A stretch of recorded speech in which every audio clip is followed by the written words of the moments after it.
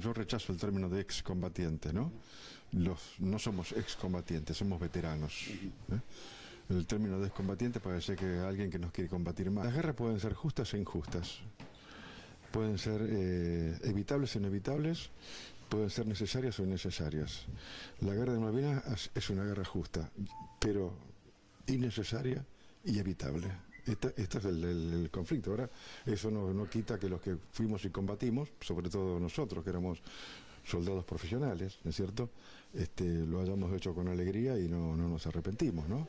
Pero las circunstancias de la guerra no fueron buenas, pero sobre todo por falta de conducción y por falta de preparación, porque el soldado argentino peleó muy bien. ¿Tuvo algún sentimiento particular con la muerte de Margaret Thatcher? No, tampoco... Que se le ponga a Puerto Argentino el tampoco, nosotros perdimos la guerra y ellos son ingleses. Y Margaret Thatcher fue una de las más importantes líderes que tuvo Inglaterra en estos últimos tiempos.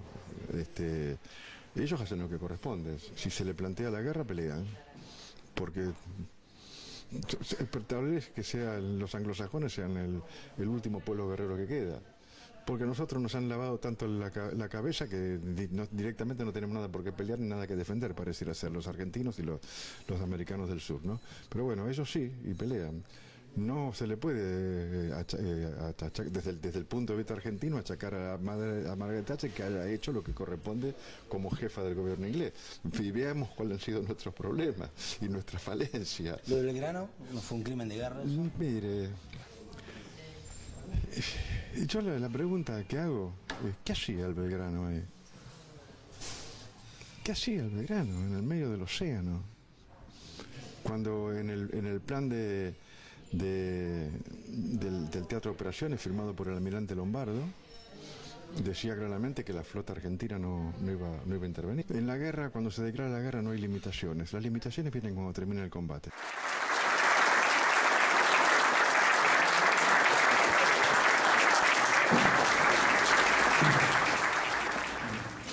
Bueno, buenas noches. Ante todo, gracias por la presencia de todos ustedes, esta molestia que se han tomado. En este inicio que hemos dado en llamar Hablemos de Malvinas, vamos a hacer la primera charla con uno de los héroes que tuvimos en las islas, el señor Aldo Rico.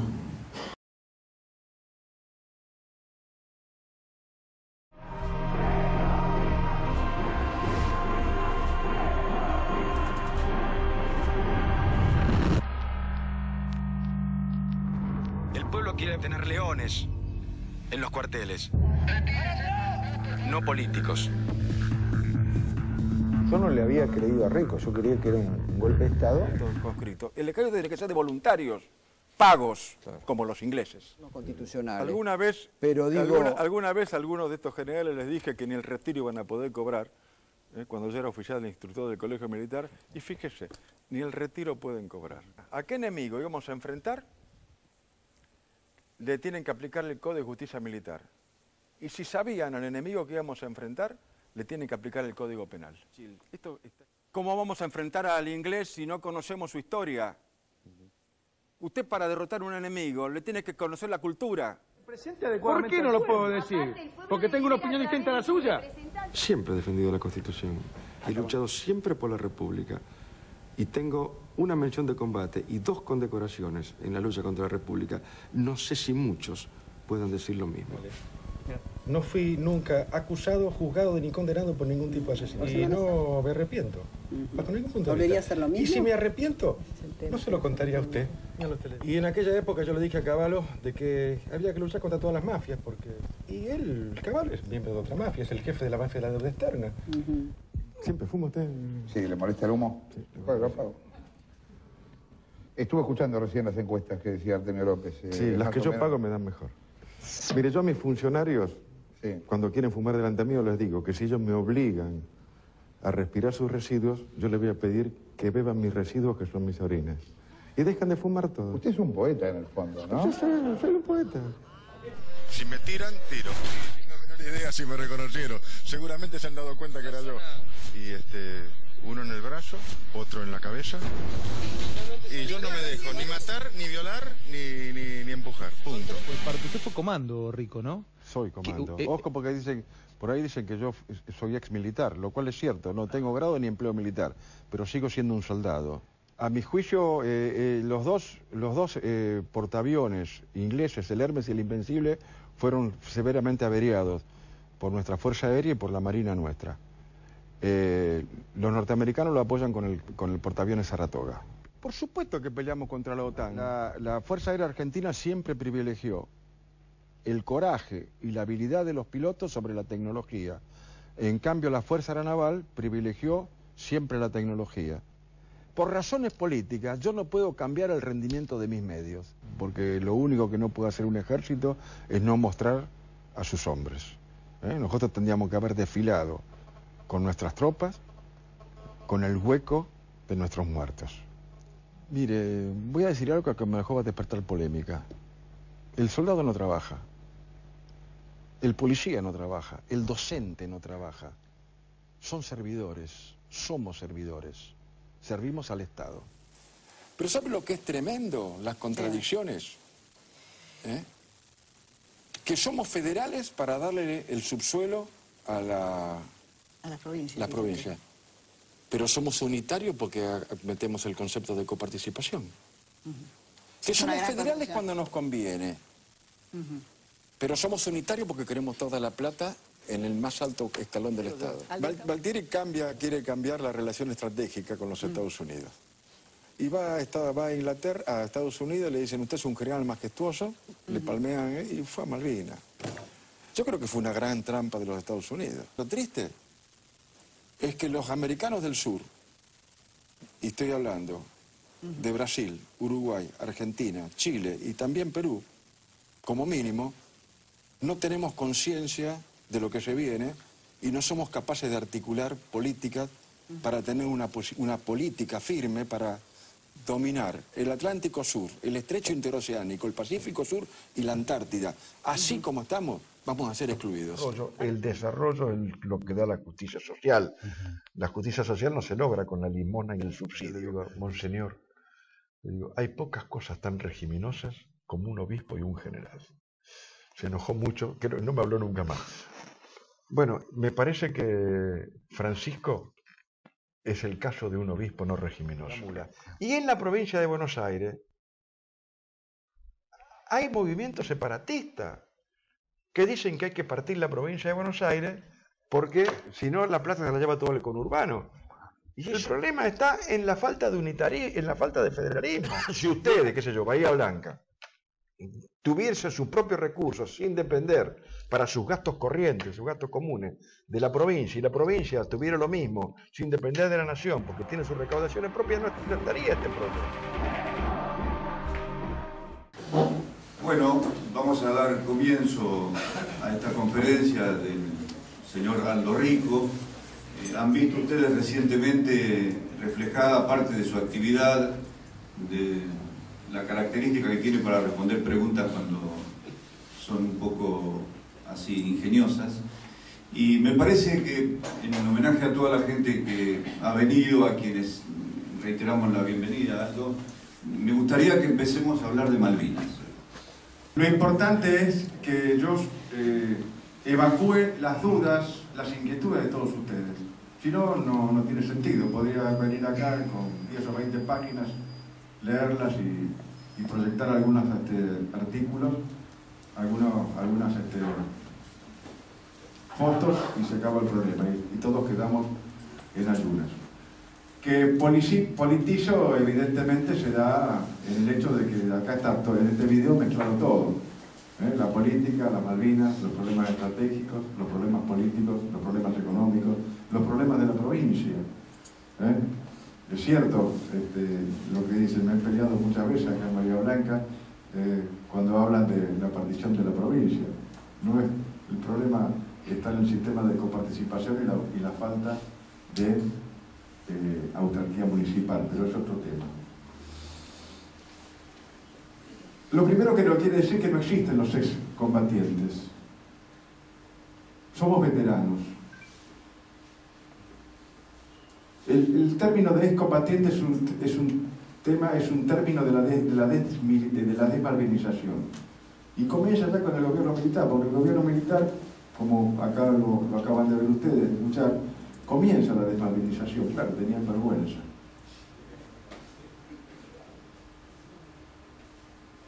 Y nosotros los veteranos no tenemos vergüenza. No hay ningún veterano que tenga vergüenza. Todos tienen profundo orgullo de haber defendido a la patria. Así que...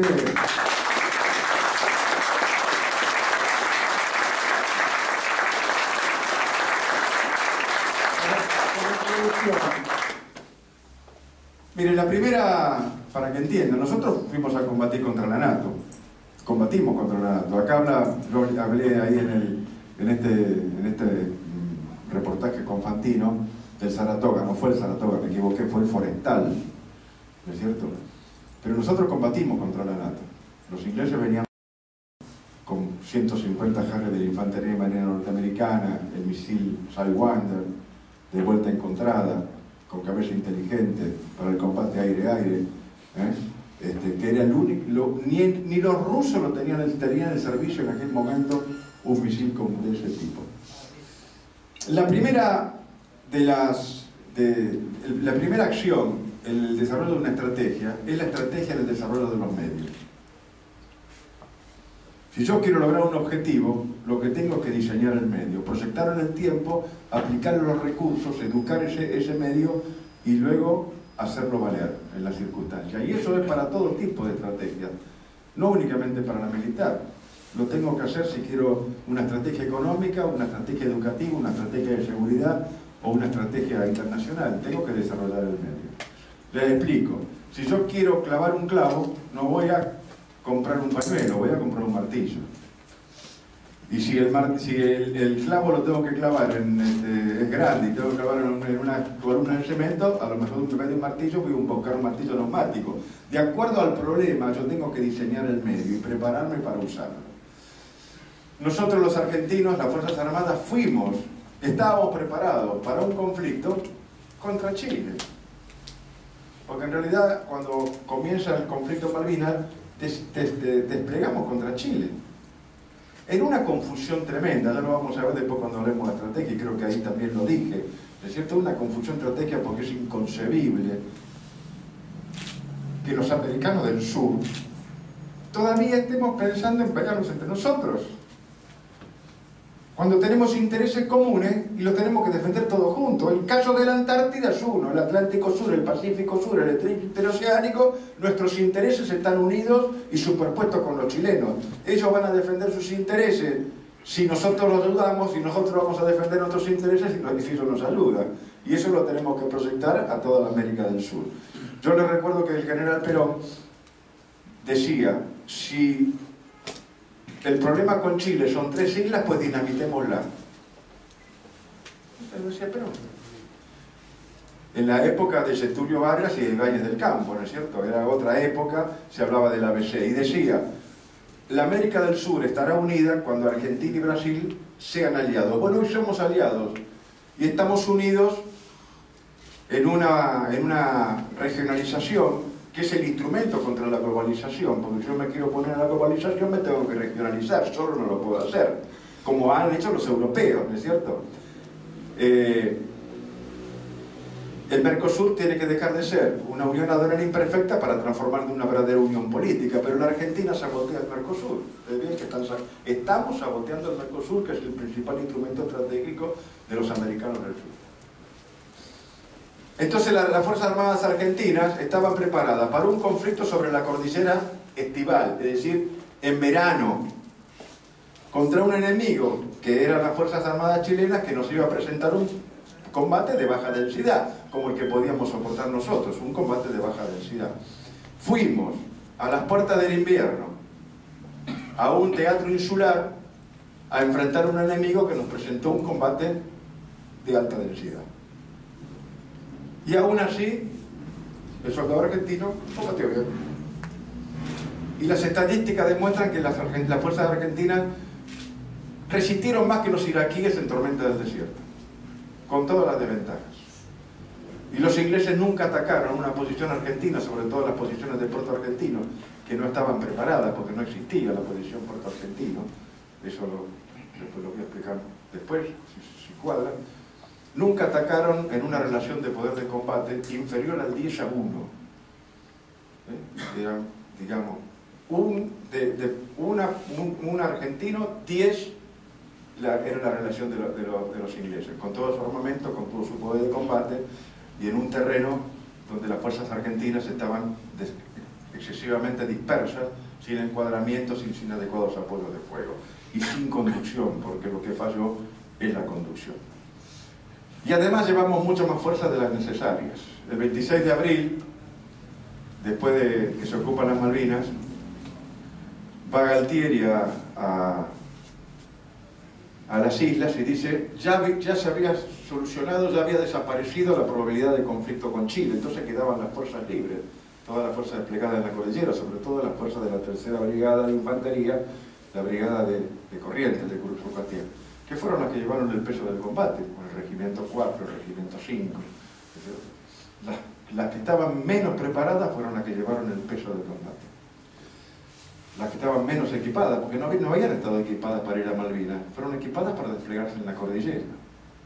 Pero dice, por razones políticas, hace falta mayor presencia de tropas en la Gran Malvina. Tremendo error. Lo digo ahí en el video. Las razones políticas no influyen sobre el rendimiento de los medios. Mi helicóptero lleva 10 hombres y tiene 4 horas de autonomía, y yo por razones políticas el helicóptero no va a llevar 20 y tener 8 horas de autonomía. Mi obús llega a 12,5 kilómetros y por razones políticas el miobús no puede superar los 15 kilómetros que superaba el obús inglés. Entonces mis soldados tienen tal entrenamiento y por razones políticas no pueden tener más. Mi logística me permite hacer esto y por razones políticas no puedo ampliar o alargar el rendimiento de mis medios. Y en esto le voy a dar una anécdota antes de que pasemos a su pregunta, porque ahí recién escuché una pregunta, ¿no es cierto? Para un cachito. Le voy a contar una anécdota para que sea. De las fuerzas que pasaron después a las islas, de la tercera brigada, una fue el regimiento 5 de infantería. El regimiento 5 de infantería, Corrientes, yo fui oficial del regimiento 5, Pasos Libres, 4 años fui oficial del regimiento 5. Correntinos. Va a Fox. El comandante de la brigada estaba en Puerto Argentino, que era el general Parada. Tenían problemas. Un problema de abastecimiento porque sobraban los corderos. Pero no le dejaban comer a los soldados los corderos. El general Parada se enojaba. ¿Es cierto? Pero protegíamos más a los kelpers que a los criollos.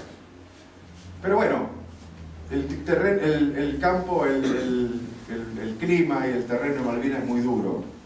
No hay árboles, es turba, el mallín chileno, no sé si ustedes conocen el mallín chileno, el pasto con agua, o el río de piedra, son unos roquedales espantosos. Y frío, cambia el tiempo cada 10 minutos. Está nevando, sopla el viento, sale el sol, al rato empieza a llover, después hay otra vez sol, y el tiempo es así, es totalmente cambiante. Entonces los soldados no tenían medios, y le mando un mensaje a su comandante de brigada, el coronel Mabaragaña, que fue general, que era el jefe del 5, y le dice que necesitaba medios. Y entonces el comandante de brigada lo tiene mejor, como no tenía medias, le manda un consejo, dice, usen papel para poner en lo por seguir. Y Mabaragaña le contesta, no recibo el diario todos los días. Entonces,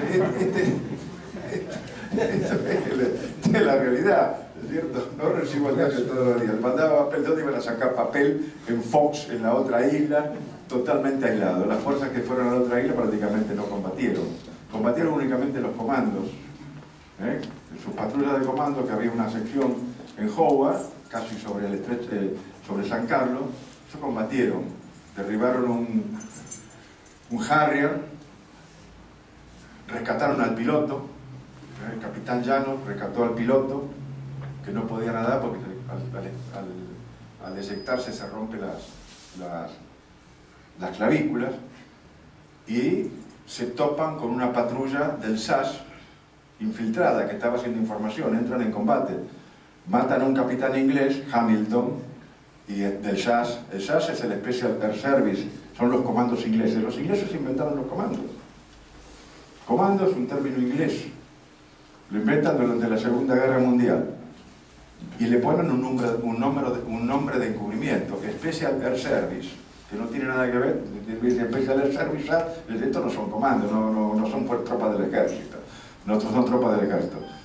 A Malvinas fueron con 2 compañías SAS y una compañía Special Boat Service, que son los comandos de la Infantería Marina. Los comandos, y en Malvinas éramos 2 compañías de comando y agregados el Escuadrón Alacrán de la Gendarmería Nacional, que combatía con mi compañía, con la 602, son los equivalentes al SAS inglés o a los Rangers norteamericanos o los SEALs de la Infantería Marina Norteamericana.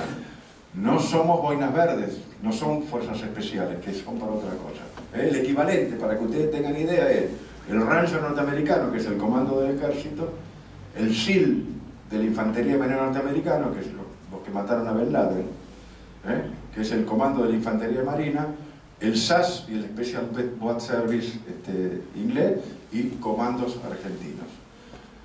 Nosotros fuimos a Malvinas de comandos, 2 compañías, la compañía 601, que comandaba el mayor Castañeto, que fue inmediatamente después de la ocupación de las islas, y la compañía de comando 602, que llevé yo, los 23 oficiales, 17 suboficiales, con los que había, los que quedaban acá, 40 hombres más un equipo de soldados, de 3 soldados y 3 suboficiales de la Brigada Blindada 2 de Paraná, que eran los que manejaban los blow pipe. El blow pipe es el misil antiaéreo, tierra-aire, individual, y lo guiado, que también lo tenían los ingleses, ¿no es cierto?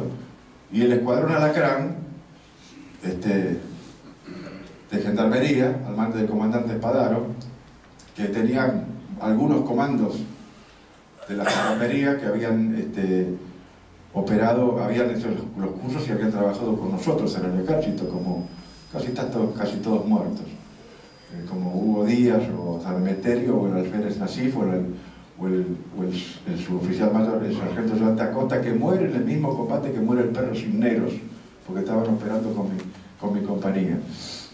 Los gendarmes tienen 8 muertos y 11 heridos, porque nos derriban un helicóptero Puma en una operación de infiltración. La compañía mía tuvo 5 muertos y 8 heridos, todos mutilados. Y la compañía 601 tuvo 4 o 5 heridos, no recuerdo bien. Pero eso da un nivel de los combates que nosotros libramos, ¿no? Eso para que tengan. Ahora, ¿qué me permitió la compañía de comandos? ¿Por qué yo puedo hablar de todas las operaciones? Porque como nosotros operamos, más allá de las líneas nuestras, todas las noches pasamos por arriba del Regimiento 4 en Harriet, por arriba del 6 en Tumbledon, ¿no es cierto? Y vamos más allá, a buscar al enemigo, pero 4, 5, 6 kilómetros. Llegamos a Monte Simón, 60 kilómetros al oeste de la posición. Fue el famoso combate de Top Malo House, ¿no es cierto?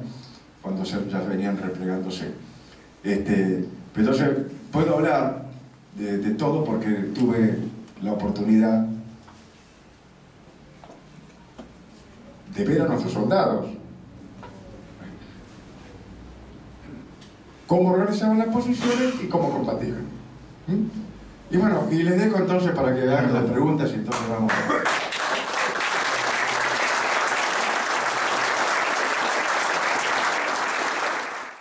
Simplemente una acotación, que el Regimiento 4 iba a la retaguardia y finalmente recibió todo el frente de la batalla. ¿Es correcto eso, Aldo? Sí, señor. Explico. Los problemas grandes de Malvinas fueron de conducción. ¿No es cierto? Hace 2 o 3 días murió la Margaret Thatcher. No hay que reírse. Porque es un héroe en Inglaterra. Ese es el tema. Nosotros no teníamos una Margaret Thatcher. Ojalá lo hubiéramos tenido. Y así fueron los honores militares. Hay que entender a los ingleses, como dije yo ahí en esa... Para derrotar al enemigo, le tengo que conocer la cultura, su historia. La historia militar inglesa es la más rica del mundo. La historia de guerra, hay que leerlo. Un conductor militar no puede decirse que es conductor militar si no ha leído la historia militar inglesa. ¿De qué se aprende si no es de la historia? ¿Dónde aprenden nuestros políticos? Tendrían que saber un poco más de historia, porque ahí está toda la enseñanza de las generaciones. Margaret Thatcher cumplió con su función. Los ingleses son peleadores. Tal vez los anglosajones son el último pueblo guerrero que queda, porque a nosotros nos han limado el cerebro. Pensamos que no hay nada por qué pelear, no tenemos nada que defender los argentinos, por eso estamos como estamos. Pero ellos defienden su cosa. Nunca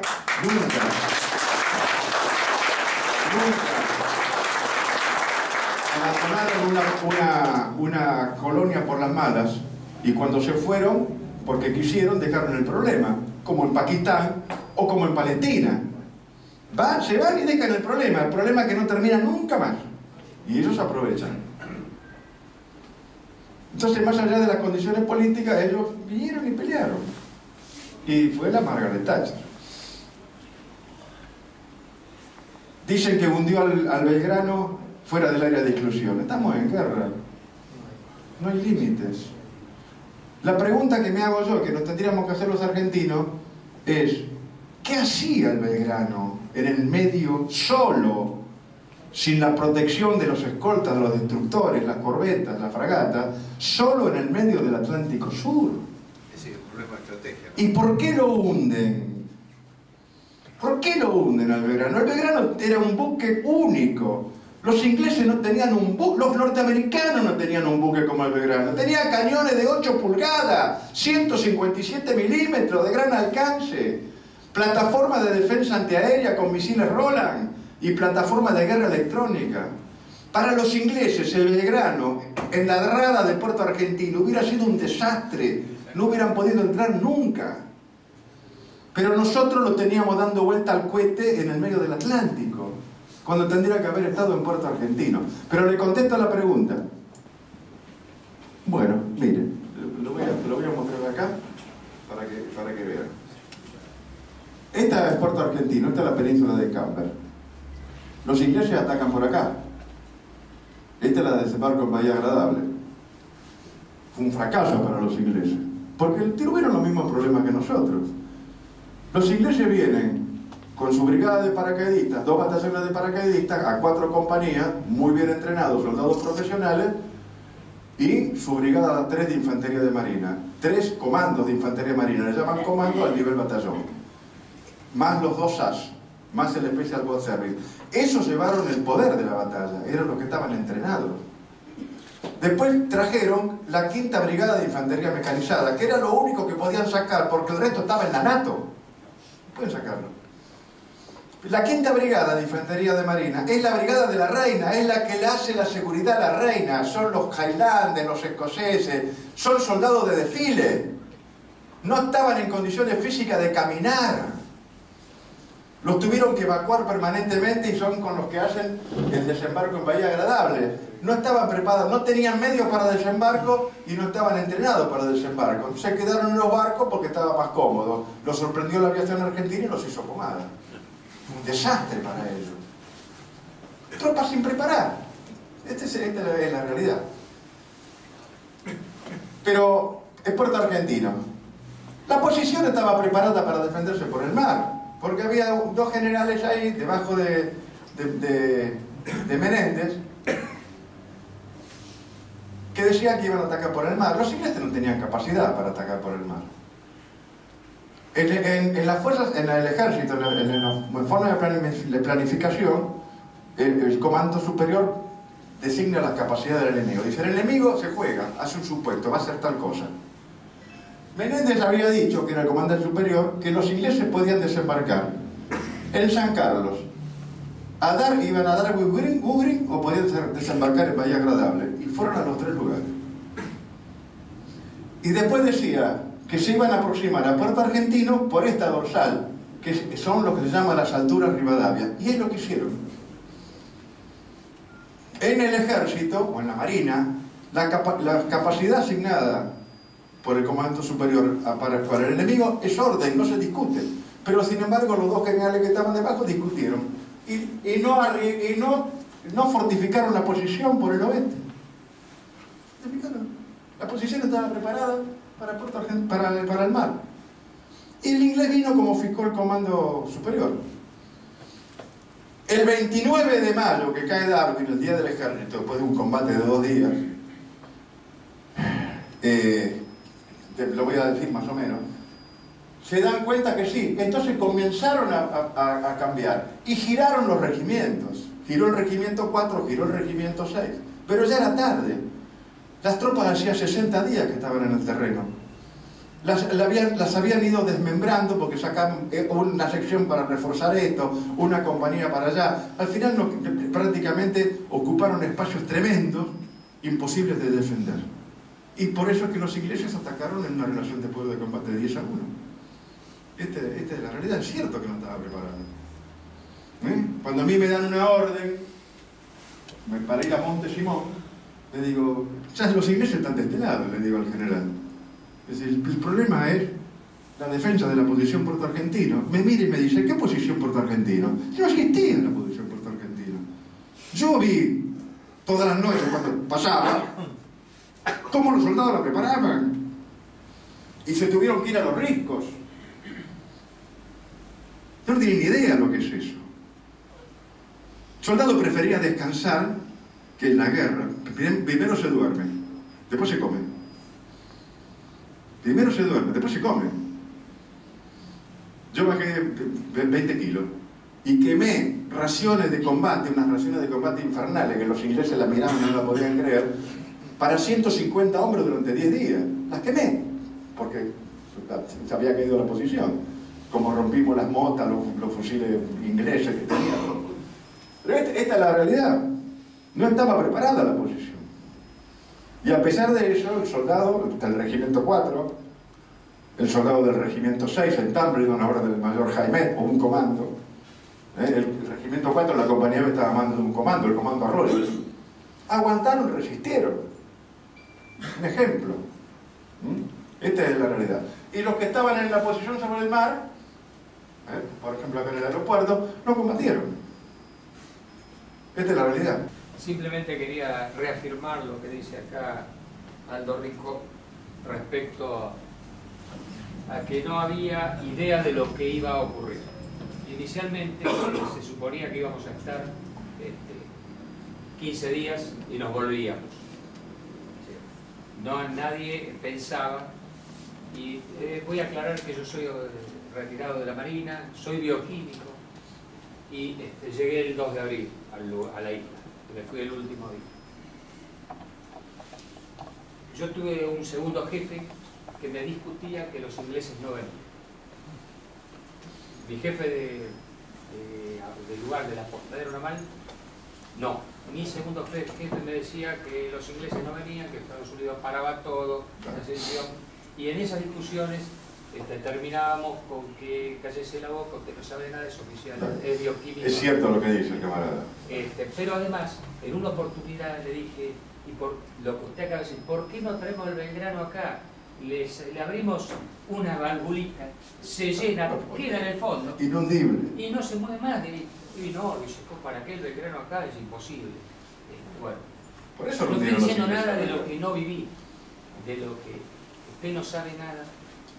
No tenía idea, en ese caso particular, de lo que era la mentalidad inglesa. Y además no peleábamos, como usted dijo, contra Inglaterra. Peleábamos contra la OTAN. Pero además, en esa época en particular, era la Guerra Fría. No hacer esa evaluación, voy a decir algo que para graficarlo, que nosotros, unos perejiles de quinta, le mojábamos la oreja a la OTAN, tenía que reaccionar como reaccionaba. Y se la mojamos la oreja. Y se la mojamos. Pero hay que aguantarse. Pero había que Si usted le moja la oreja a un inglés, automáticamente después tiene que matarlo, porque si no está perdido. Claro que se le puede mojar la oreja, pero hay que matarlo después. Ahora, ¿qué hay de que, porque si los comentarios dentro de la isla y por estar en la marina de que Robacio quería ir a evitar la cabecera de playa en San Carlos y no se le permitió ir? Y lo que pasa es que tampoco se podía haber abastecido, porque no había rendimiento de los medios. Si usted lee la orden, el plan 2/82 Coatlán Sur, firmado por el contraalmirante Lombardo, que era el comandante del Teatro de Operaciones, porque Menéndez era comandante de la Fuerza en Malvinas, pero el comandante del Teatro de Operaciones era Lombardo. Parte de los planes se hacen sobre supuestos. Dos supuestos. Los ingleses no iban a atacar y los Estados Unidos iban a mantener neutrales. Están en el plan. Y después decía, limitaciones. Una limitación era, ante la posibilidad del conflicto con Chile, no se va a empeñar la flota de mar. Esto era lo que se hizo. Y bueno, no ocurrió eso. Cuando un plan, los supuestos de un plan, no se dan, no se modifica el plan, se rompe y se hace otro. Este es el tema. Pero es un principio elemental de planeamiento. Es cierto que ni siquiera esos principios elementales supieron respetar. No había posibilidad de apoyar. El combate de Darwin-Goodrich, del Regimiento 12, que prácticamente llevó adelante la compañía del capitán Manresa, y lo que quedaba de una sección que era del Regimiento 25, órdenes de Gómez Centurión, que era una sección que había quedado remanente de una compañía del teniente Esteban, que había ido a San Carlos, en muestras las claras. Un ataque de desarticulación es un ataque que hace el que se defiende más allá del límite de las tropas enemigas sobre un enemigo que está ubicado, que está fijado. Ese es un ataque de desarticulación, es un procedimiento de combate de la defensa. Yo estoy en la defensa, mi informe me dice que hay un elemento allá en el territorio enemigo, más allá de lo que se llama el límite anterior del campo principal de combate, donde se encuentran las dos fuerzas. Lo veo, hago una incursión, si lo tengo fijado, lo derroto. El general Parada, que era el comandante de la Quinta Brigada, le ordenó al Regimiento 12 que tenía que hacer ataque de desarticulación. El enemigo todavía no había llegado. Al norte de Darwin-Goodrich hay un lugar que se llama Camila Creek, que es el límite, digamos, del Istmo. Y las tropas del Regimiento 12 iban durante el día y volvían al otro día 2 o 3 veces. En una de esas, cuando ya estaban infiltrantes, volviendo otra vez a la posición, son atacados por el enemigo. El Regimiento 12, que prácticamente es una compañía reforzada, recibe el ataque del Regimiento 2 de paracaidistas, 4 compañías de paracaidistas, a las cuales se le había duplicado la cantidad de ametralladoras. El combate en las posiciones, el combate de infantería, los ingleses lo desnivelan con dos cosas. Los misiles Milan de la NATO, los misiles Milan son misiles antitanques y no guiados, que tenía la infantería marina inglesa. Le servían para atacar nuestras posiciones, nuestras ametralladoras de la defensa, nuestras casamatas. Y además venían con la ametralladora, el armamento era prácticamente igual que el nuestro, pero venían con las ametralladoras M60 norteamericanas, con alza óptica. Nosotros teníamos muy buena visión nocturna, teníamos anteojos de visión nocturna de luz residual, pero no teníamos visión en nuestras armas. Nuestras ametralladoras no tenían visores nocturnos. Y ellos entonces venían y atacaban las posiciones de Rocha con el Milan y con las ametralladoras con visión nocturna. En ese ataque al Regimiento 4, una compañía reforzada, el primer día la compañía soporta. Muere el jefe y el segundo jefe del regimiento paracaidista. Además, el regimiento era apoyado por la fragata Arden, la que usted tiene, esa fragata, desde el canal de San Carlos apoyó el ataque de los paracaidistas, y una batería de artillería del ICAM en Capila Creek. Poder de combate impresionante contra un regimiento que prácticamente no tenía armas pesadas. El primer día mueren los dos, muere el jefe y el segundo jefe. Y los argentinos, hay historias ahí de Gómez Centurión y un teniente, ¿es cierto? Uno muere, Gómez Centurión sobrevive, ¿es cierto? Y muere. Al otro día la tienen que reforzar con la compañía J del otro regimiento para poder completar la posición. Fue un gran combate, con poca conducción por parte del jefe del regimiento, pero la compañía combatió muy bien. Al punto tal que murió el jefe y el segundo jefe del regimiento inglés.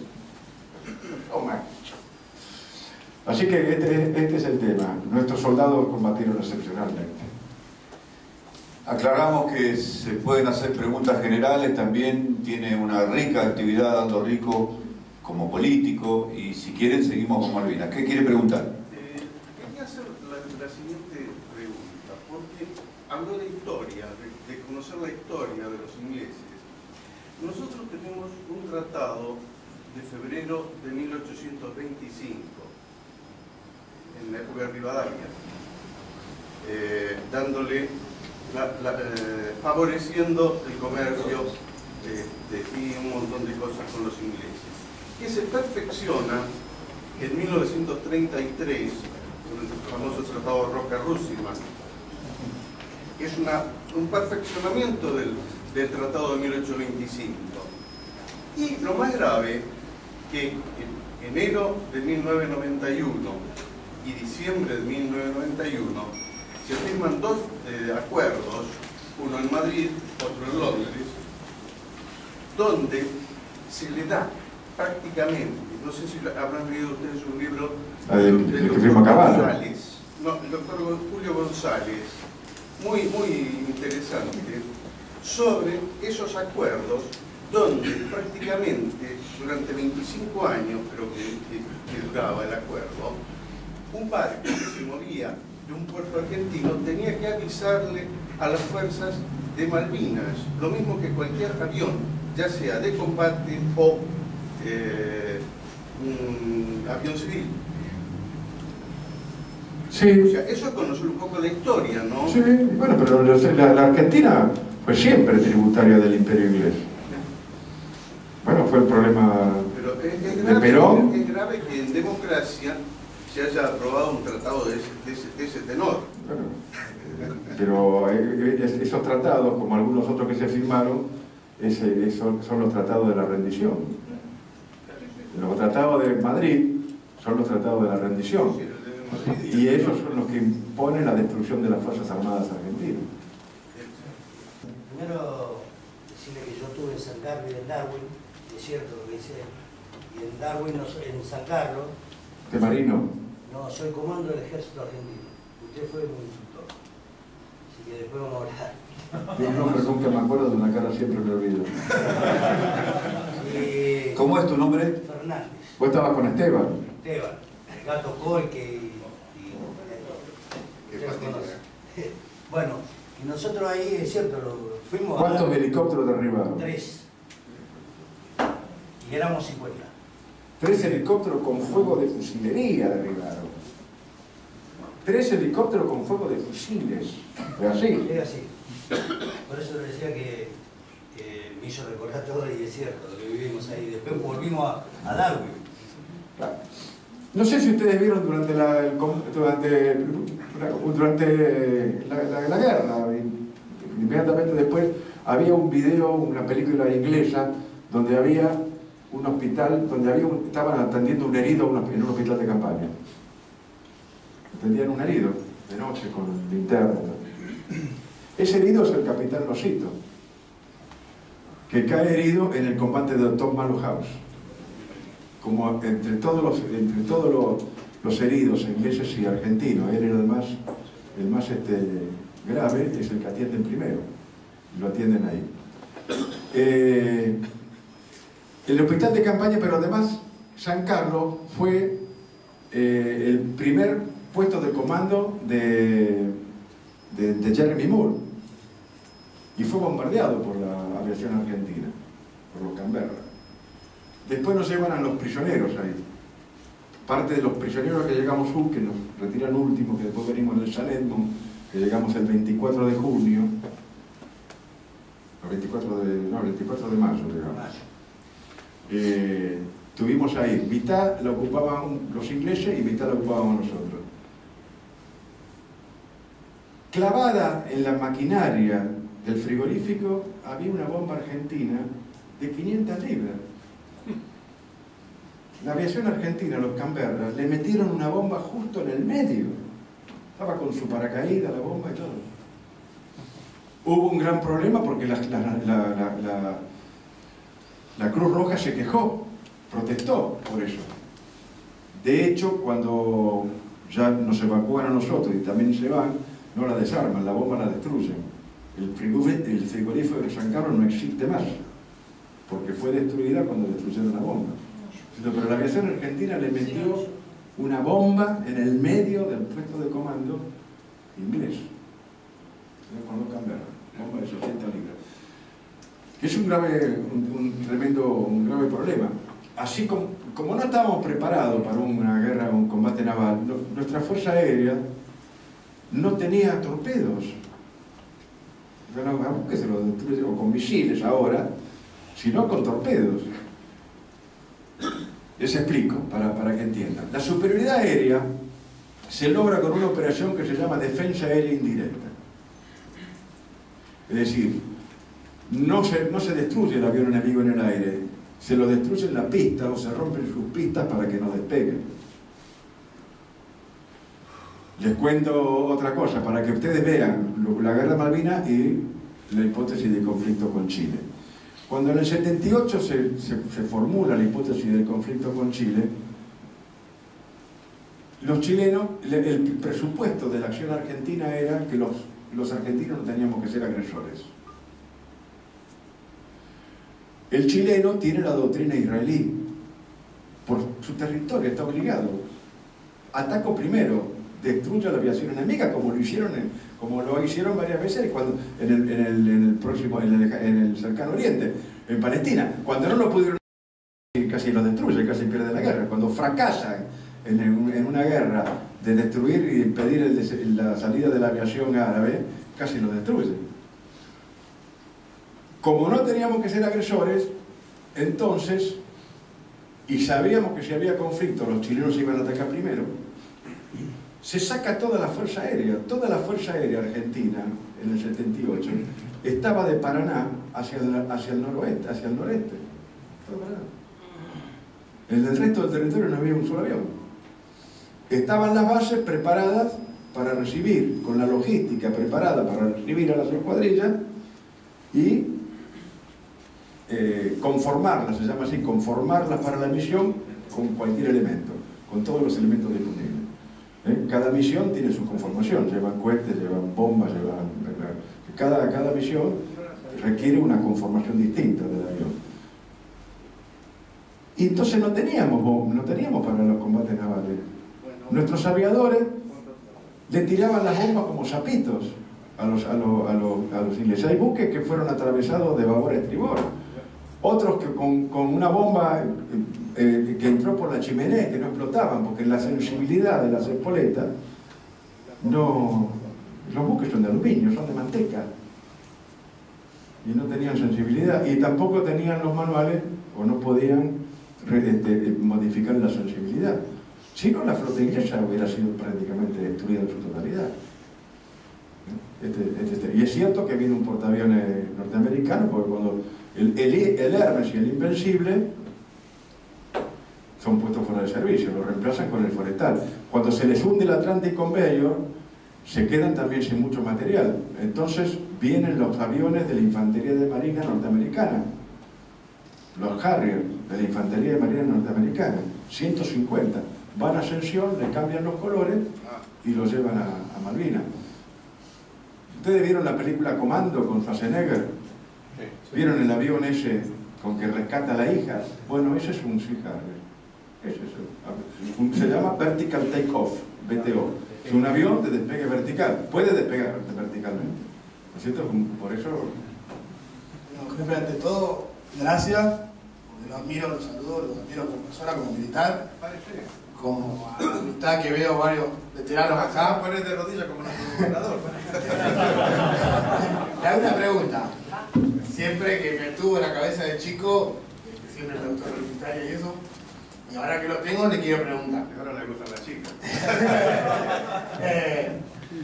Sacando la acción de los comandos ofensivas, no había casi nada por parte del ejército. Sacando las acciones que ustedes hacían. Entonces, generalmente casi todos los del ejército tenían ganas de haber una respuesta. Ahí. Usted como jefe de la 602, junto con el mayor Castañedo, la 601, tenía la idea de combatir casa por casa hasta lo último, o dar una acción ofensiva cuanto antes o inmediatamente. Menéndez se entera de eso y a usted lo destinan a una bahía. Yo quería saber qué pensó después que usted combatió contra los ingleses y ya Puerto Argentino se había rendido. Bueno, cuando cae Puerto Argentino estábamos bloqueando en Camber. ¿Usted cuando lo mandaron qué pensó? La operación la propuse yo, porque me llaman la noche anterior para hacer una operación con una patrulla, con medios que no tenían sentido, porque no lo había, y casi terminamos los tiros en el Estado Mayor de Cofre, y le dije, no, bueno, entonces mañana paso las dos compañías con el Jehuín, que era un remolcador que estaba ahí, y el Iguazú, creo que era el guardacostas de la Infantería Marina, a la península de Camber, que había un regimiento de artillería, los cañones de 90, viejos cañones de 90, el regimiento de artillería antiaérea número 1, que estaba al mando de un comando también, un artillero comando, el comando Monje. Bueno, y al otro día pasamos. Tenemos algunas acciones, hacemos un bloqueo, y ya cuando vemos que cae Puerto Argentino, porque lo vemos retirarse, lo vemos retirar a Bulacio y a todo, y entonces volvemos y evacuamos toda la gente. Sacamos todos los soldados y los llevamos todos a Puerto Argentino. Y otra pregunta, cuando... Y estuvimos 2 días mezclados con los ingleses en Puerto Argentino. Cuando le pegaron a la halconera con el misil, el filoguiano, a usted se le cayó el cable en la cabeza, ¿no? No, yo estaba de patrulla. Yo llegué esa mañana y había un revuelo bárbaro. Nos infiltran por el norte de la península de Camber, por allá. Nos infiltran 2 scouts. Un helicóptero Scout, y van a la bahía y nos lanzan 2 misiles Milan a la halconera. La halconera era, le decíamos halconera por tradición, nosotros estábamos alojados en el gimnasio del pueblo. El gimnasio del pueblo sobre el mar, sobre el agua. Venía la calle de la costanera y estaba el edificio de la que era la policía inglesa, que estaba ocupado por nuestra policía militar. Y a la derecha estaba la iglesia. Y nos lanzan 2 misiles, sí. El primero pega en el agua y el segundo pasa por arriba.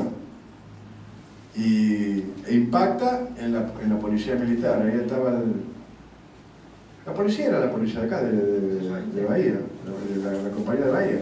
El mayor Verasay, que era compañero mío, dormía sentado en un sillón en la parte de arriba y se le cayó toda la torre encima. No se salvó, pero sí, nos tiraron 2 misiles. Malvinas forma parte de un polígono estratégico, que es Malvinas, la isla de Trindade, al sur de Ascensión, que los brasileños le cedieron a los norteamericanos después de Malvinas, la isla de Diego García en el Océano Índico, cuya población fue erradicada y hay una base, y la isla de Pascua, La isla de Pascua tiene una pista de aterrizaje para taxis espaciales. Este polígono estratégico está dentro del concepto de la iniciativa de defensa estratégica. La iniciativa de defensa estratégica es la estrategia de defensa de los Estados Unidos. Es lo que se llama vulgarmente la guerra de las galaxias. Porque la desarrollaron antes de la caída del muro de Berlín, cayó el muro de Berlín, pero la estrategia de defensa sigue siendo la misma. Es la iniciativa de defensa estratégica, lo que comúnmente se dice la guerra de las galaxias. Y además su proyección sobre la Antártida para los ingleses. Yo les recuerdo que ningún país, excepto argentinos y chilenos, reclaman soberanía sobre la Antártida. El resto de los países dicen que la Antártida no tiene que, es internacional, no tiene que tener soberanía.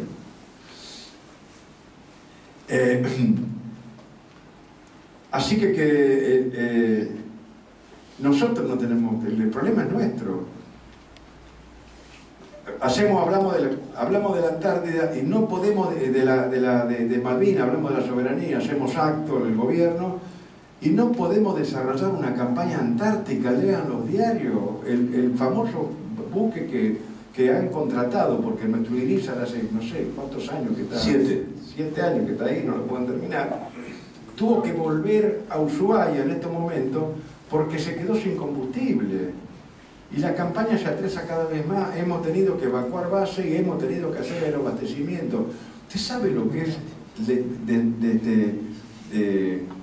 lanzar combustible y poner abastecimiento en la Antártida? El desastre ecológico que se puede producir. Entonces nos llenamos la boca, todo mentira. Hablamos de la soberanía, hablamos de los héroes de Malvinas, hablamos de la Antártida, de las Malvinas y de la Antártida, y no podemos... Cuando la Argentina es el primer país que tiene bases permanentes en la Antártida. Hay pocos países que tengan tanta experiencia en la Antártida como tiene la Argentina. Y hay corrupción, alquiler de vehículos, alquiler de helicópteros que se compran y no funcionan. Y bueno, esto es lo que tenemos hoy. La política actual de los... Veamos lo que hace Brasil. ¿Por qué Brasil empeñó hasta las Fuerzas Armadas en el tema de las favelas en el narcotráfico? Porque es la nueva modalidad de conflicto que lo estamos viendo en México. Es lo que se llama guerra intraestatales. Antes las guerras eran interestatales, ahora las guerras vienen a ser intraestatales. Aparecen en el propio territorio fuerzas que disputan el poder del Estado. ¿Cómo ocurre en México? Por eso que cuidamos las fronteras. Claro. Hay que tener cuidado con las fronteras. Sobre todo nosotros que estamos en el marco del Mercosur, aunque lo estamos saboteando, porque los argentinos están rompiendo el Mercosur. Hay que tener cuidado porque las fronteras ya no son fronteras de hierro. Son más bien fronteras... Claro, no está bien. Pero está bien si hay un acuerdo político de envergadura, como tienen en Europa, ¿no? En un mercado común imperfecto como tenemos nosotros. Por eso hay que profundizar los acuerdos políticos. Y no se ve que quieran profundizar los acuerdos políticos para hacer lo que hay que hacer, que es la unión de los pueblos de América del Sur. Todos hablan en contra de la globalización. Hoy no confrontan ideología, hoy confrontan categorías ontológicas. Se confunden las ideologías porque defienden la misma categoría. Entonces, ¿cuál es la categoría que debe enfrentar la globalización? La regionalización. Si yo quiero enfrentar la globalización, me tengo que regionalizar. Como alguna vez se plantea y comenzó a hacerse. Pero no se profundiza. Además, yo creo que vamos a terminar a las patadas, porque si escuchan a lo que dicen los brasileños de la Argentina, bueno, lo escuchan a Pepe Mujica, se van a dar cuenta cómo vienen las cosas. Pero hasta Evo Morales se dio cuenta. Este es el problema, hasta Evo Morales se ha dado cuenta del tema. Preguntando, en una parte usted dijo que había quemado sus propias raciones. Sí. Yo pregunto, a ver si usted puede dar una respuesta, porque me lo pregunté siempre, ¿por qué al momento del 14 de junio, cuando se firma la suspensión de actividades militares? Sí, no me gusta la palabra rendición, no me rendí. Seguimos peleando. Sí, no hubo una rendición, fue como dijo el señor, después en Madrid, ahí fue la rendición. La firma Cavallo y la firma otra más. Seguimos todavía, vamos a seguir peleando desde otros ámbitos por la recuperación, por lo tanto no nos rendimos, tuvimos que estar en el tema Malvinas. ¿Por qué no se tiró y se trató de destruir la mayor cantidad de elementos bélicos que había dentro del pueblo? Agua. Porque ya nos confundimos, ya los ingleses estaban ahí. De todas formas, los ingleses nos alimentaron con las raciones argentinas, porque había cualquier cantidad de raciones. Lo que pasa es que no había condiciones para comer. 2 días, te digo muy bien, estuvimos de un lado de los ingleses, una calle con la policía militar nuestra de un lado y la inglesa del otro, y armados todos. Todos armados. En esos 2 días no se destruyó. Bueno, algunos lo hicimos, otros no. Y ya quiero aclarar que en el aeropuerto, 4 días, que por lo menos estuve yo, a mí no me dieron de comer los ingleses, ni la Cruz Roja, ni nadie. Nos tuvimos que arreglar con lo que podíamos, ni siquiera agua teníamos. Tomamos agua de los pozos que estaban de la bomba, de los cráteres que sacábamos, y la potabilizamos con una pastillita de cloro que no servía para nada. Nadie tenía diarrea, nadie tenía gripe, nadie nada. Nadie le pasó nada. Pero, ¿por qué no se hizo? Es la pregunta que se... Y no había conducción. Nadie lo ordenaba. Nosotros rompimos lo que pudimos. Señor Rico, quería consultarle cuál podría ser el posible estado de las Fuerzas Armadas en los próximos 10 años. Bueno, no sé cómo van a venir las elecciones.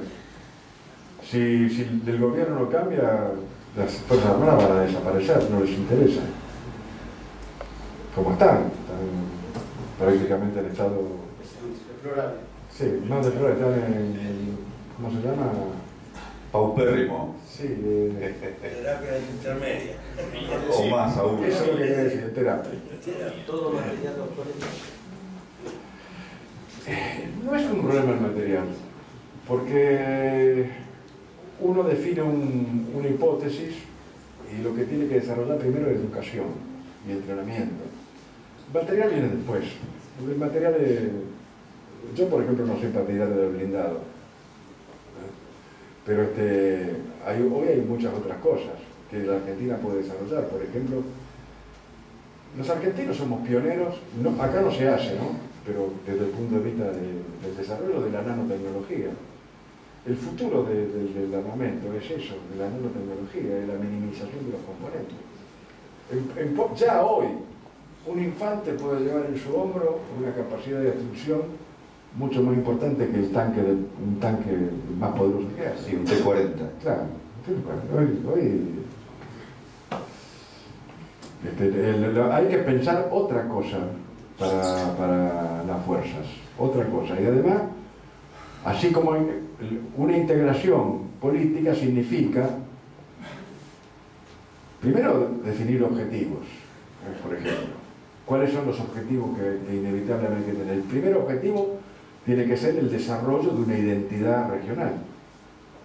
Si usted no sabe qué es, difícilmente pueda definir qué quiere y cómo lo logra. ¿Es cierto? Después, el segundo objetivo debe ser, inevitablemente, el control de la renta, es decir, el excedente económico de la región debe quedar en la región, invertirse en la región para desarrollo.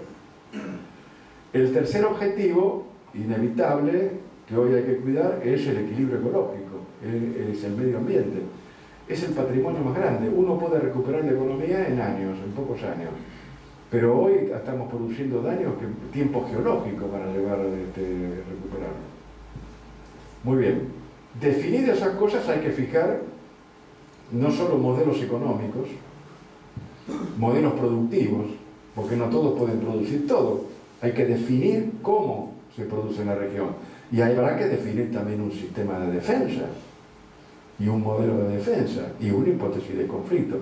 A mi juicio, la hipótesis de conflicto debe ser la NATO, remota. Pero nosotros ya lo hicimos y ya peleamos contra la NATO. Bueno, es el tema. Claro, ahí está Inglaterra. No está Inglaterra ahí, no está en la puerta de América. Y bueno, este es el tema. O Estados Unidos.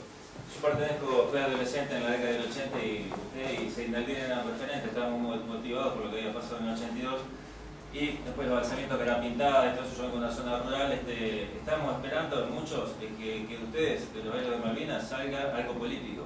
¿Por qué se peleó con Zinedine? Eran dos líderes referentes para nosotros. Bueno, Zinedine, en principio, pero a mí se me hace difícil hablar de esto. Zinedine no participó ni de Semana Santa ni de Montecaseros.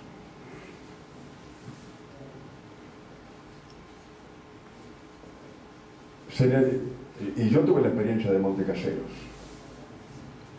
Nunca el desarrollo de la acción le puede condicionar la estrategia. ¿Entiendes? Nunca el desarrollo de la acción le puede condicionar la estrategia. La estrategia es la que marca los medios.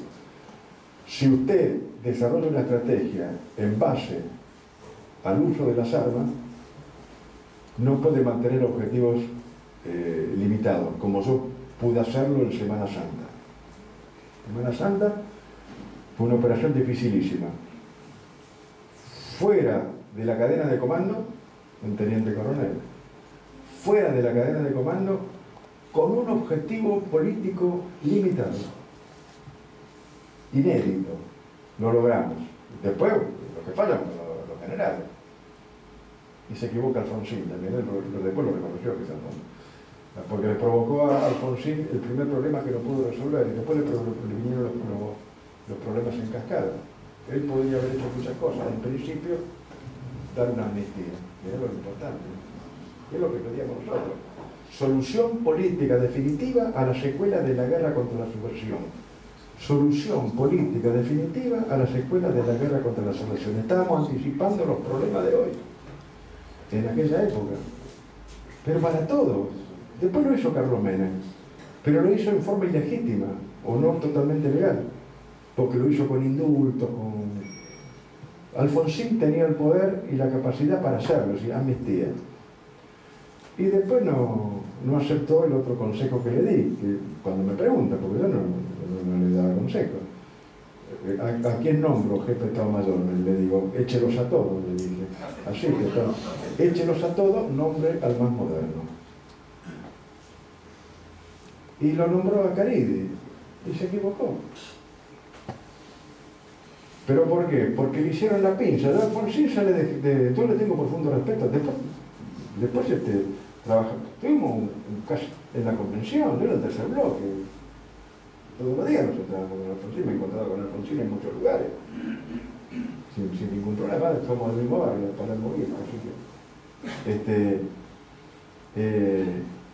Lo apretaron, por un lado el general Atti y por el otro lado la coordinadora. No podía permitir que un teniente coronel, en estas condiciones, solucionara el problema. Entonces nos persiguen a nosotros. Hoy se dice, ¿dónde están los veteranos? No existen los veteranos en ninguna fuerza. Los veteranos fueron rápidamente, todos los que tenían experiencia de combate, los condecorados y los que combatieron en Malvinas, rápidamente fueron sacados del servicio, rápidamente. Ya no casi todo. Y creo que en toda la fuerza fue eso.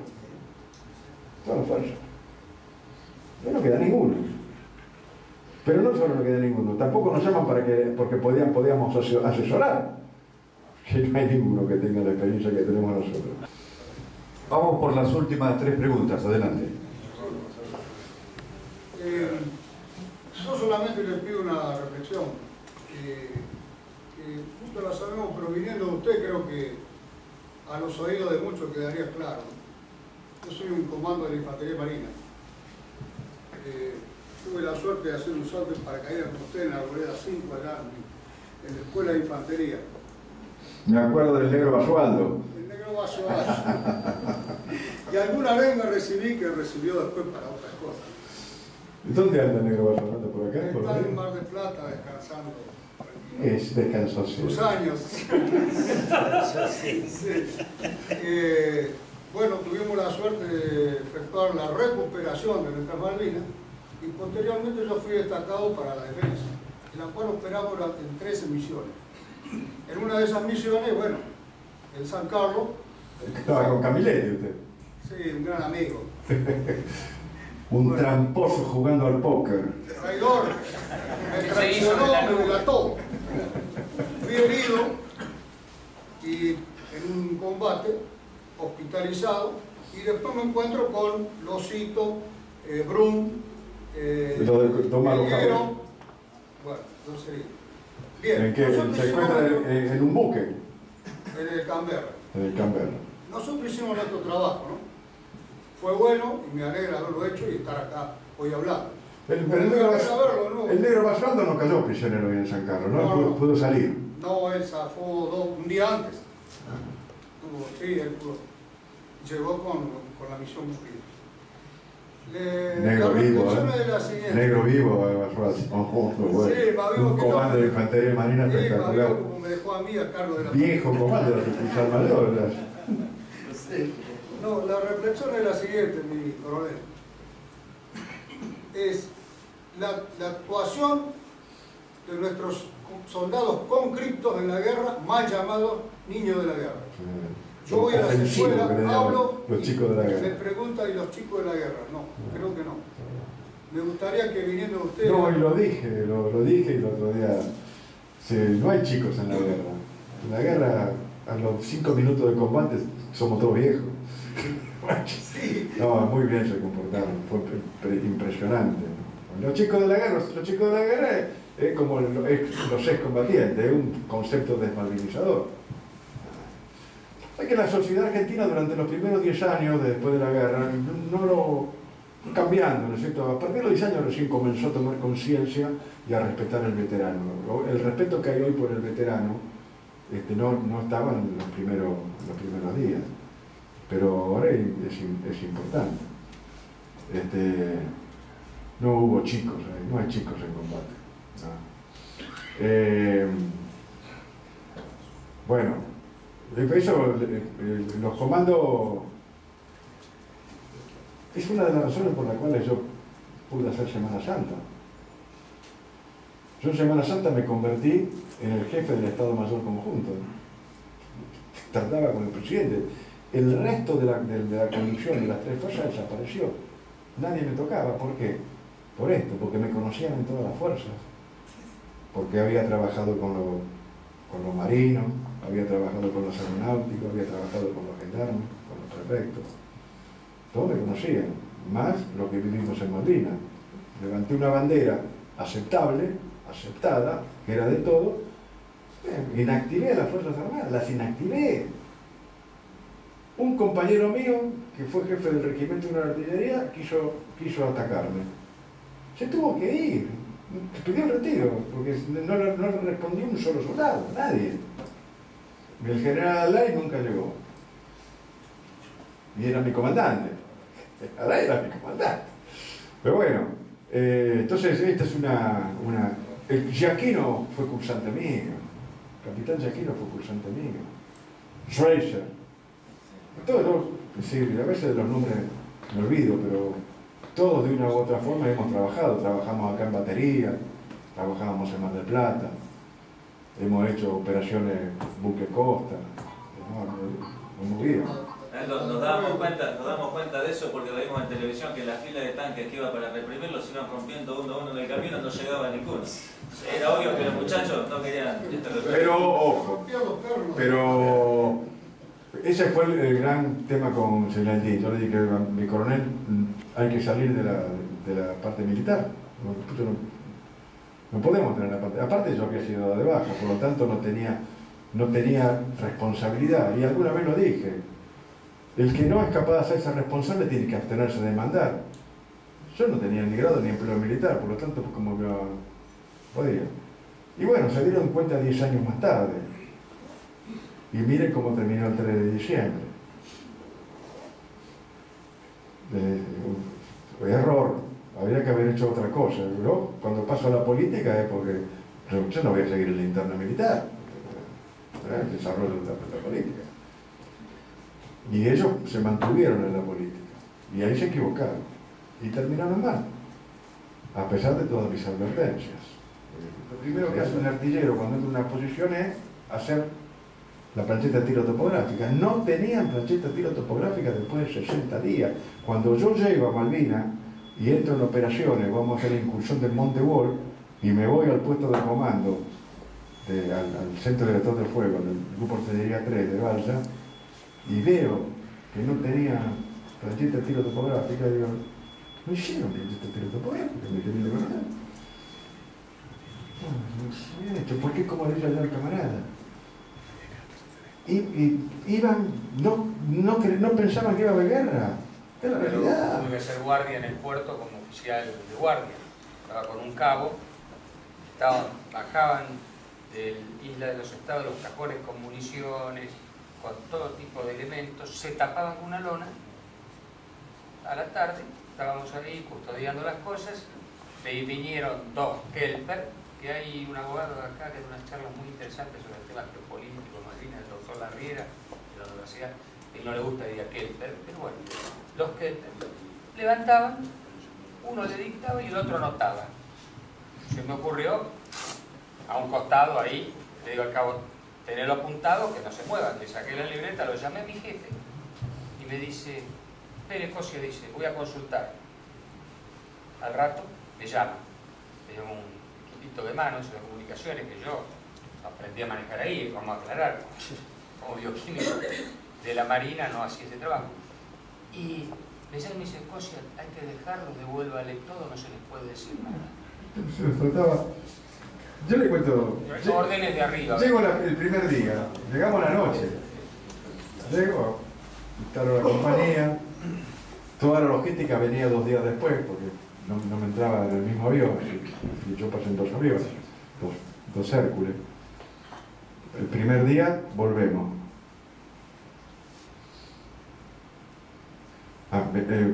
Sale el avión, salimos de Comodoro Rivadavia. Y el 26 de mayo. Los pilotos eran compañeros míos, me llaman, ya te venía mañana un Hércules. Voy al piloto, entré en la cabina y les digo, perdón por la expresión, hijos de puta, les digo, esto es un avión, no es una lancha. Iban a ras del mar, con los parabrisas, salpicaba el agua, salpicaba el parabrisas. A mitad de camino tenemos que volver porque había fragatas en el camino, tenían misiles, el otro día salimos otra vez. Salimos y a mitad de camino siento que el avión está volviendo. Me voy a la cabina, me dice, Nieto, no, perdemos líquido hidráulico de los alerones, de no sé de qué cosa, no volvemos, le digo. ¿Qué hay que hacer? Y bueno, colgué a dos comandos, uno era el capitán Ferrero, el otro fue Mauricio Fernando Funes, con latas de fluido, y iban llenando el fluido y no volvemos. Nosotros nos zapatamos más y volvemos. Y llegamos. No, entonces la Fuerza Aérea Argentina y la Armada tuvieron una actuación espectacular. Ahora vamos a ver, ahí lo insumimos en el video. Yo los conozco a todos, he estado preso con algunos, un héroe como Higinio Robles de la Armada, de la Fuerza Aérea. Y conozco mucho de la Armada, como Belacarrá y otros. Ahí chocaron y confrontaron y se pelearon por 2 formas diferentes de desarrollo.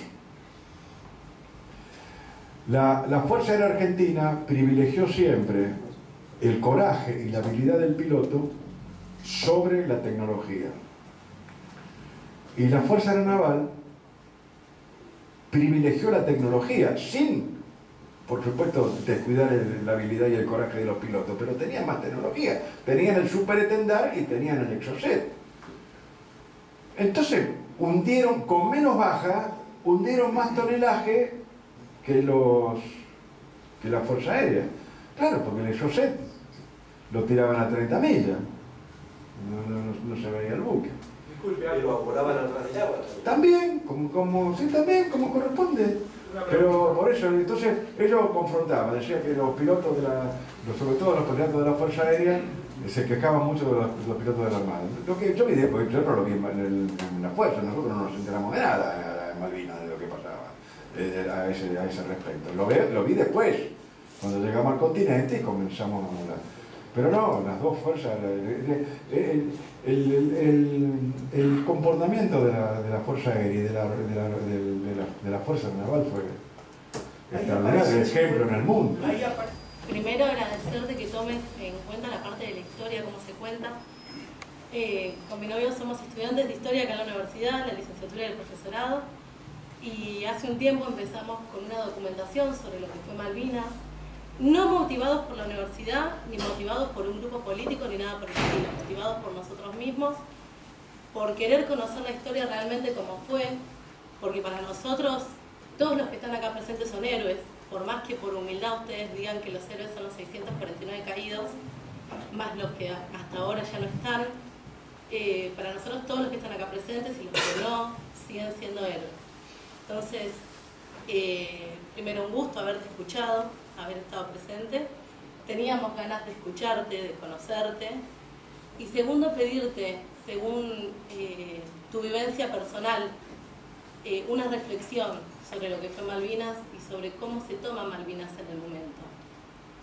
O sea, nosotros buscamos omitir los mitos, el tema de los chicos de la guerra, que se comprenda por qué teniendo 20 y 23 años nos da bronca cuando un 2 de abril, como este 2 de abril que pasó, vimos 5 banderas como mucho en Bahía Blanca. Creo que los únicos que tenían la escarapela puesta fueron los veteranos. Pero también nos pasa el 25 de mayo y el 9 de julio. Nosotros somos patrioteros, pero cuando tenemos que demostrarlo, pero en Malvinas lo demostraron.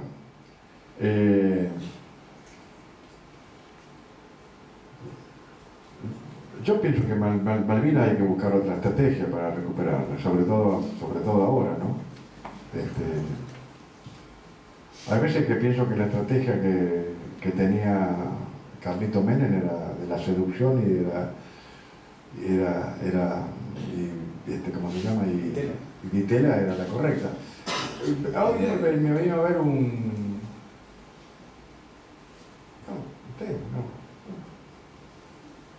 viejo oficial también. Y me decía que en la época, y es cierto, en la época de la LUCE se hizo mucha acción en Malvinas y los Kelper venían a la Argentina a estudiar, los evacuaban a los hospitales. Este es el tema. Nosotros tenemos que hacernos necesarios con los ingleses, pero así como está la Argentina hoy, le hicieron el referéndum y era de cajón que Kelper más o menos inteligente va a querer pertenecer hoy a la Argentina. Si hay argentinos que se quieren rajar, ¿no es cierto? Entonces este es el problema. Hay que aplicar política de largo plazo. Una de las políticas de largo plazo es la política en el marco de la regionalización y con Uruguay, con Chile, con Perú, todo lo que tenemos la proyección sobre el Atlántico Sur. Mi nombre es Germán Cirilo y la pregunta es la siguiente.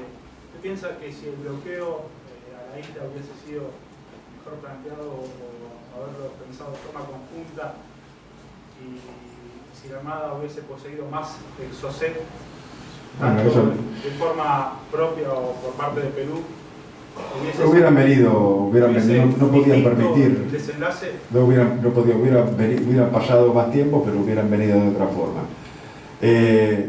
Hoy uno lo ve después de los acontecimientos. A lo mejor nosotros tendríamos que haber aceptado las 3 banderas en ese momento. Pero claro, ¿quién aceptaba en aquel momento las 3 banderas con el espíritu que había, ¿no? Es otro tema. Yo creo que a los Kelper se podía haber hecho. Hay que invadirlos, pero invadirlos pacíficamente. Como invaden nosotros, la Argentina es un pueblo que está siendo invadido pacíficamente. Hoy las grandes migraciones, hoy son un fenómeno, son una constante, son un fenómeno. Nosotros estamos siendo invadidos de los pueblos vecinos, y pacíficamente. Por eso digo que ojo con las fronteras, son convenciones ya. Los pueblos se mueven buscando mejores expectativas de vida, pero no ahora, lo hacían en tiempos inmemoriales. O los romanos no fueron en realidad conquistados pacíficamente por los bárbaros, a pesar de todas sus legiones. Conquistaron, las legiones se transformaron en legiones de bárbaros, incorporaban a los bárbaros, así que este es el tema. Vamos, y ojo que yo soy bárbaro porque yo soy Astur, soy teutón y vándalo, así que Ahora sí vamos por las últimas dos preguntas realmente. Sí, Di. Yo soy un veterano del combate de Griviken. ¿Por qué el combate de Griviken, Georgia? ¿Por qué el contraalmirante Alfonso nunca dijo nada de ese combate? No sé. Que era el principal elemento. Yo no opino trato de no opinar sobre lo que no he visto, ¿no es cierto? Y menos sobre la Fuerza Aérea o sobre la Armada.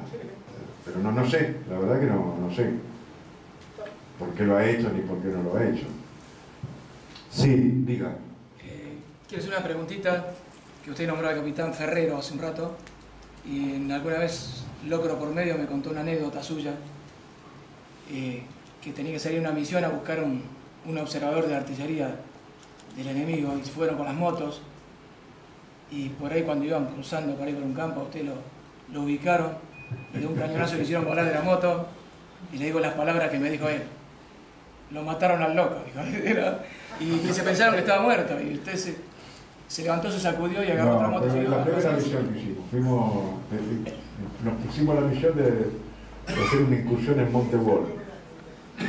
Entonces fuimos a hacer, recién habíamos llegado, no conocíamos nada.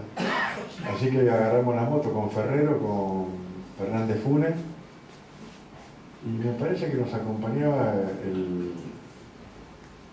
uno de la 602, de la 601. Que la verdad que no me acuerdo quién era, porque eran los que conocían, que habían andado por ahí. Y fuimos, y nos paramos arriba, todavía no había girado la posición, nos paramos arriba del Monte Harriet, todavía no había tropas argentinas en el Harriet. Y bueno, estábamos parados así mirando donde íbamos a ir, Moody Creek y los Watt Rise y el Monte Wolf, y nos empezaron a tirar con artillería. Entonces bajamos, y bueno, en una de esas barridas pasé como un tobogán, me cayó la moto encima. Hay una foto por ahí que tengo un parche acá, que lo único, me lo veo con una piedra, pero no pasó nada.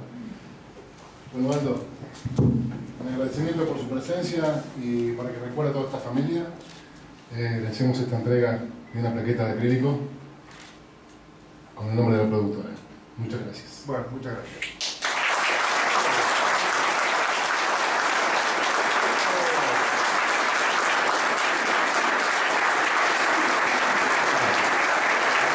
El otro día para el aniversario puse en mi Facebook, que es Aldo Rico Oficial, hablo de política y no, por supuesto. Le mando un saludo a todos los veteranos. Alguna vez escribí una carta a los veteranos, no estaba preso, y les puse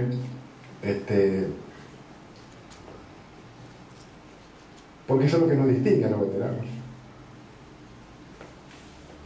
camaradas de los vientos y de las turbas, de la gloria y de la decepción. Eso es el veterano. Porque conocemos la isla, sabemos lo que es, y por tanto la queremos. Y tuvimos la gloria de ocuparla y la decepción de perder la batalla. Ese es el eje del veterano. Por eso somos muy particulares. No únicamente los profesionales, aún los que fueron soldados conscriptos y estuvieron ahí.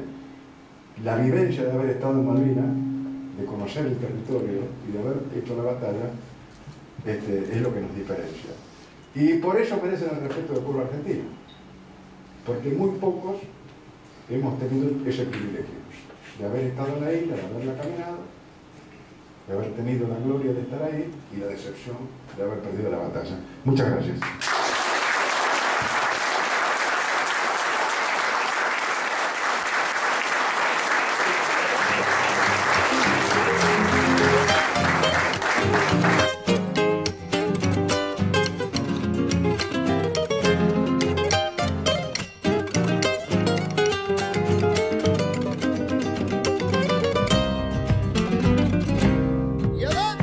Cuando muere un soldado, nace una flor, y en el jardín del cielo sigue latiendo su corazón, y en el jardín del cielo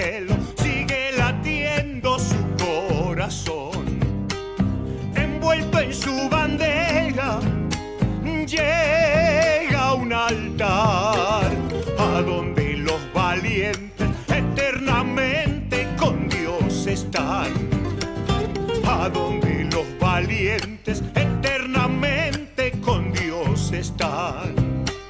Soldado de mi tierra, cuando la guerra te fue a buscar, enfrentaste a la muerte, pechando fuerte para triunfar.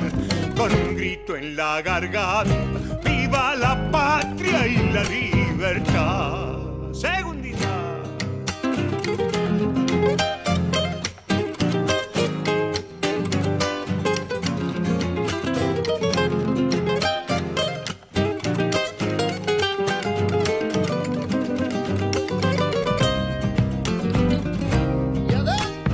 Cuando muere un soldado, suena un clarín que rumbeando a la historia hacia la gloria logró partir.